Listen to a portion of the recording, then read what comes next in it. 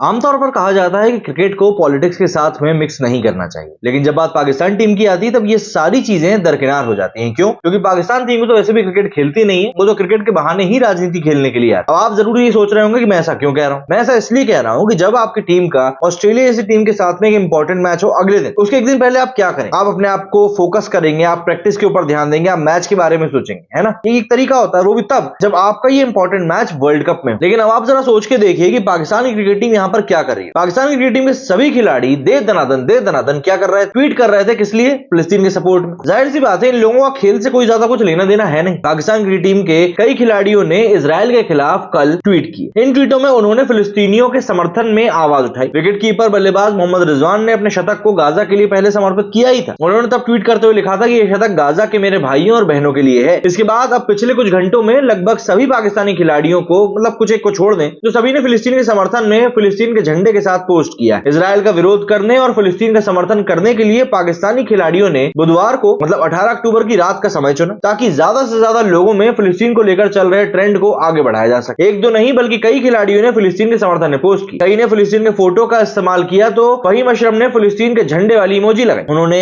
Hashtag का भी इस्तेमाल किया जिसमें फिलिस्तीन के समर्थन की बात कही गई। बता दें कि पाकिस्तान ने कुछ दिनों पहले ही श्रीलंका को रिकॉर्ड तोड़ रनों का लक्ष्य पीछा करते हुए हराया था। उस मैच में पाकिस्तानी खिलाड़ी रिजवान ने शतक लगाया था। उस शतक और जीत के बाद में उन्होंने प्रेजेंटेशन सेरेमनी में अपने शतक को गाजा के आतंकियों को समर्पित किया था। उस मैच में रिजवान को एक और बात के लिए लंबे समय तक याद किया जाएगा कि उन्होंने मैदान में खिंचाव होने और चोट लगने के बाद भी कई बार झूठा नाटक किया और इसका खुलासा भाई साहब ने खुद ही प्रेजेंटेशन सेरेमनी में किया था, किसी और ने नहीं किया था। मतलब ये बात भी जान लीजिए कि हमास के हमलों के बीच में इजराइल के करीब 1400 लोगों की मौत हुई थी, वहीं करीब 3000 लोग घायल हुए थे। हमास ने इस पूरे हमले में करीब 250 इजरायली नागरिकों को बंधक भी बना लिया था। इजरायली बंधकों को छुड़ाने और हमास को मिटाने के लिए गाजा की घेराबंदी कर दी गई है। इजराइल के जवाबी कार्रवाई में करीब 3000 आतंकी मारे गए। इजराइल वॉर टीम ने सोशल मीडिया एक्स पर पोस्ट करके बताया कि इजराइल को टारगेट कर हमास के दागे रॉकेट में से 30 से 40% मिस फायर होकर गाजा पट्टी पर ही गिर रहे हैं। अब देखिए, समस्या वाली बात बस इतनी है कि मैच के एक दिन पहले आप क्या कर रहे हैं? राजनीति या कुछ और? वर्ल्ड कप जैसे बड़े इवेंट में आप आए हो, आपकी टीम के ऊपर सवाल निशान खड़े हो रहे हैं कि भैया भारत से इतनी बुरी तरीके से आप हारे हो, लेकिन आपका ध्यान कहां है? फिलिस्तीन के ऊपर। भाई सीधी सी बात है, आपकी गवर्नमेंट का काम है कि किस देश को लिए क्या कुछ बोलना है। लेकिन कल जो इन लोगों ने टाइमिंग चुनी, कल जिस तरीके से इन लोगों ने इस पूरी बात का बखान किया, उससे एक बात एविडेंट तौर पर क्लियर है कि यहाँ पर कुछ ना कुछ एक बार फिर से टूल किट एक्टिव हो चुकी है। इसका एक बड़ा कारण आपको और बता, कल एक खबर और निकल कर आई। बंद कमरे में भारत के कई सारे मुस्लिम